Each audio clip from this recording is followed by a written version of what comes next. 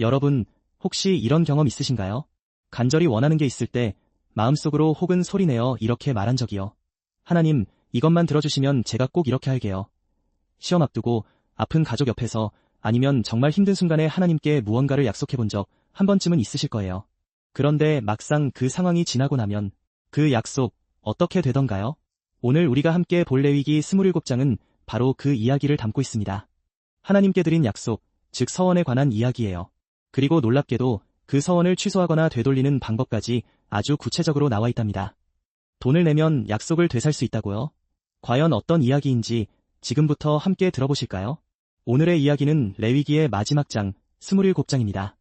레위기라는 책 전체가 사실 하나님께 어떻게 예배드리고 어떻게 거룩하게 살아가야 하는지를 담은 책이에요. 그리고 그 마지막 장에서 하나님은 모세를 통해 이스라엘 백성에게 아주 중요한 규정을 알려주십니다. 바로 서원과 헌물에 관한 규정이에요. 서원이라는 말 어렵게 들리실 수도 있는데요. 쉽게 말하면 하나님께 드리는 약속이에요. 하나님, 제가 이것을 드리겠습니다 라고 선언하는 것이죠. 그런데 그 약속 안에는 사람도 있고 동물도 있고 집도 있고 심지어 땅도 있어요. 정말 다양하죠? 자, 그럼 장면별로 차근차근 살펴보겠습니다. 첫 번째 장면, 서원이란 무엇인가? 하나님이 모세에게 말씀하시는 장면으로 시작됩니다. 이스라엘 자손에게 말하여라. 누구든지 사람을 여호와께 드리기로 특별히 서원하면. 여기서 서원이라는 단어를 좀 더 들여다볼게요. 히브리어로는 네데르라고 하는데요. 이건 단순한 바람이나 소원이 아니에요. 공식적인 약속이에요. 하나님 앞에서 선언한 서약이라고 보시면 됩니다. 구약시대 이스라엘 사람들은 아주 중요한 순간에 이런 서원을 했어요. 예를 들어 전쟁에 나가기 전에 하나님, 우리가 이기게 해주시면 제물을 드리겠습니다 라고 하거나 아이를 갖고 싶은 여인이 아들을 주시면 그 아이를 하나님께 드리겠습니다 라고 하는 식이었죠. 사무엘의 어머니 한나가 바로 그런 서원을 했던 분이기도 해요. 그런데 서원은 한 번 하면 반드시 지켜야 했어요.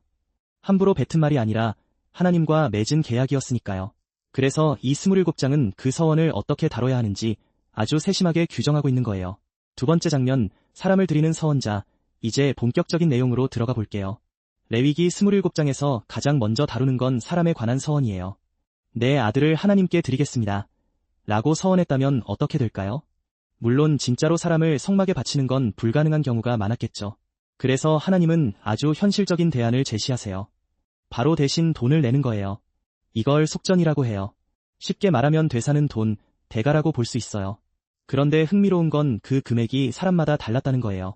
나이와 성별에 따라서 다르게 책정되어 있었어요. 20살에서 60살 사이의 남자라면 성소세겔로 50세겔, 같은 나이대의 여자라면 30세겔이었어요. 5살에서 20살 사이의 남자아이는 20세겔, 여자아이는 10세겔이었고요. 한 달에서 5살 사이의 아이는 남자아이 5세겔, 여자아이 3세겔이었습니다. 60살 이상의 남자는 15세겔, 여자는 10세겔이었어요. 여기서 잠깐 이 금액들이 왜 다를까 의아하게 느끼실 수도 있어요. 이게 사람의 가치를 차별한다는 게 아니에요.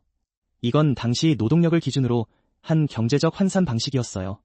당시 사회에서 성인 남성이 경제활동에 많이 참여했기 때문에 그 기여도를 반영한 거라고 보시면 돼요. 하나님이 사람을 차별하신다는 뜻이 절대 아니랍니다. 그리고 한 가지 더, 만약 너무 가난해서 이 돈을 낼 수 없는 사람이 있다면요?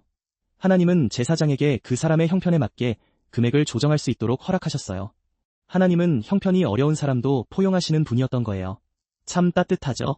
세 번째 장면, 동물을 드리는 서원. 이번엔 동물 이야기예요. 내 소를 하나님께 드리겠습니다 라고 서원했다면요? 이건 경우에 따라 달라요. 만약 그 동물이 하나님께 드릴 수 있는 정결한 동물, 즉 제물로 바칠 수 있는 종류라면 그건 물을 수가 없어요. 한번 드리기로 했으면 그냥 드려야 해요. 그게 소든 양이든 염소든 서원한 그 동물을 그대로 드려야 하는 거예요.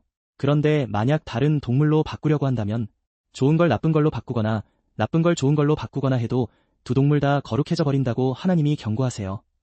즉, 슬쩍 더 좋은 걸 빼돌리고 나쁜 걸 대신 드리는 꼼수는 통하지 않는다는 거예요. 반면에 하나님께 제물로 드릴 수 없는 부정한 동물, 예를 들어 닭락이나 낙타 같은 것들을 서원했다면 이건 제사장이 그 가치를 정해서 거기에 5분의 1을 더한 값으로 물을 수 있었어요. 대신 돈을 내고 돌려받는 거죠. 여기서 우리가 느낄 수 있는 중요한 원리가 있어요. 하나님께 드리는 것은 진심이어야 한다는 것, 그리고 한번 드리기로 마음먹은 건 가볍게 여기면 안 된다는 것이에요. 네 번째 장면, 집과 땅을 드리는 서원. 이번엔 재산에 관한 이야기예요.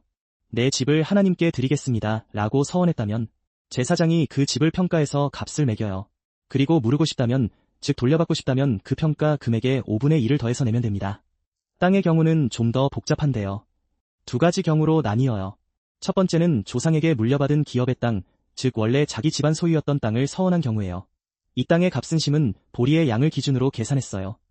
50년이 되는 희년까지 남은 해수에 따라 금액이 달라졌죠. 무르고 싶으면 5분의 1을 더해서 내면 돼요. 그런데 만약 무르지 않고 그 땅이 다른 사람에게 팔린 상태에서 희년이 오면 그 땅은 제사장들의 것, 즉 하나님께 속한 땅이 되어버려요. 원래 주인도 새 주인도 아닌 하나님의 것이 되는 거예요. 두 번째는 다른 사람에게서 산 땅, 즉 원래 자기 가문의 땅이 아닌 땅을 서원한 경우예요. 이건 희년이 오면 원래 땅 주인에게 돌아가 버려요. 완전히 하나님께 드린 것으로는 인정이 안 되는 거죠. 이 모든 규정에서 느껴지는 게 있으세요? 하나님은 정말 세세한 부분까지 다 생각하셨어요. 사람마다, 동물마다, 재산마다 상황이 다 다를 수 있으니까 그 각각의 상황에 맞는 규정을 마련해 두신 거예요. 참 꼼꼼하신 분이죠. 다섯 번째 장면, 절대로 물을 수 없는 것들. 자, 이제 아주 중요한 부분이 나와요. 지금까지는 5분의 1을 더 내면 되돌릴 수 있는 경우들을 살펴봤는데요. 하지만 절대로 물을 수 없는, 돌이킬 수 없는 것들이 있었어요. 하나님께 완전히 바쳐진 것, 히브리어로 헤렘이라고 하는 것들이 바로 그거예요. 이건 특별히 하나님께 완전히 봉헌된 것들인데 이건 팔거나 무르거나 절대 할 수 없었어요. 사람이든 동물이든 땅이든 한번 헤렘으로 바쳐지면 가장 거룩한 것이 되어버리는 거예요. 특히 사람의 경우 헤렘으로 바쳐진 사람은 반드시 죽임을 당해야 한다고 나와요. 이게 좀 충격적으로 들릴 수 있는데요. 이건 전쟁에서 적국의 포로나 우상 숭배로 완전히 타락한 자들에 대한 극단적인 심판을 이야기하는 거예요. 일반적인 서원과는 전혀 다른 차원의 이야기랍니다. 그리고 또 하나, 이미 하나님의 것으로 정해진 것들은 서원의 대상 자체가 될 수 없었어요. 예를 들어 소떼나 양떼에서 목자의 지팡이 아래로 10번째 지나가는 짐승은 자동으로 하나님의 것이 됐어요. 이게 11조의 원리예요. 이건 이미 하나님의 것이니까 따로 서원할 필요도 없고 좋은 것과 나쁜 것을 바꿔치기 할 수도 없었어요. 이 규정이 말해주는 건 하나예요. 하나님의 것은 하나님의 것이라는 거예요. 거기에 사람이 임의로 손댈 수 없다는 거죠. 여섯 번째 장면, 11조 이야기 마지막으로 레위기 27장의 끝부분 11조 이야기를 살펴볼게요. 11조라는 말 많이 들어보셨죠? 10번째 것이라는 뜻이에요. 땅에서 나는 것의 10분의 1, 나무의 열매의 10분의 1은 하나님의 것이라고 하나님이 말씀하세요. 그런데 재미있는 건 이 11조를 물으고 싶다면 5분의 1을 더해서 낼 수 있다는 거예요. 곡식의 11조를 하나님께 내야 하는데 곡식 대신 돈으로 내고 싶다면 그 값의 20%를 더 내야 했어요. 이 규정이 왜 있었을까요? 아마도 너무 쉽게 편의에 따라 하나님의 것을 처리하지 않도록 하기 위한 장치가 아니었을까요? 그리고 짐승의 11조는 달랐어요. 좋은 것과 나쁜 것을 가릴 것 없이 목자의 지팡이 아래로 지나가는 10번째 짐승이 자동으로 하나님의 것이 됐어요. 이건 바꿔치기 할 수 없었어요. 만약 바꾸려 하면 바꾼 것과 원래 것, 둘 다 하나님의 것이 되어버린다고 했어요. 이렇게 해서 레위기 27장, 모세를 통해 이스라엘 자손에게 주신 명령이 마무리됩니다. 자, 이제 오늘 이야기에서 우리가 함께 나눌 교훈을 정리해 볼게요. 첫 번째, 약속은 소중하다는 거예요. 하나님께 한 서원은 단순한 말이 아니었어요. 그건 하나님과의 관계 안에서 한 약속이었기 때문에 지키지 않으면 안 됐어요. 우리도 일상에서 하는 약속들 조금 더 진지하게 생각해보게 되지 않나요? 두 번째, 하나님은 형편을 아신다는 거예요. 가난한 사람에게는 제사장이 형편에 맞게 조정할 수 있도록 하셨잖아요. 하나님은 똑같은 잣대로 모든 사람을 보시는 분이 아니에요. 각 사람의 상황을 아시고 그에 맞게 대하시는 분이에요. 세 번째, 하나님의 것은 거룩하다는 거예요. 하나님께 속한 것들, 11조, 봉헌된 것들은 사람이 임의로 조작하거나 꼼수 부릴 수 없었어요. 하나님과의 관계에서 정직함이 얼마나 중요한지 이 27장이 아주 분명하게 보여주고 있어요. 그리고 네 번째, 서원은 신중하게 해야 한다는 거예요. 5분의 1을 더 내야 되돌릴 수 있다는 규정이 보여주는 건 서원을 가볍게 여기지 말라는 거예요. 잠언 20장 25절에도 이런 말씀이 있어요. 함부로 거룩하다 말하고 서원한 후에 살피는 자는 올무에 걸리느니라. 먼저 잘 생각하고 할 수 있는 약속만 하는 것, 이게 지혜로운 삶이에요. 레위기 27장, 처음엔 복잡한 규정들의 나열처럼 보였는데요. 자세히 들여다보니 하나님이 얼마나 사람들과의 관계를 진지하게 여기시는지, 그리고 얼마나 형편을 헤아리시는 분인지가 담겨 있었어요. 하나님은 규정을 통해 이렇게 말씀하고 계신 것 같아요. 나는 너희가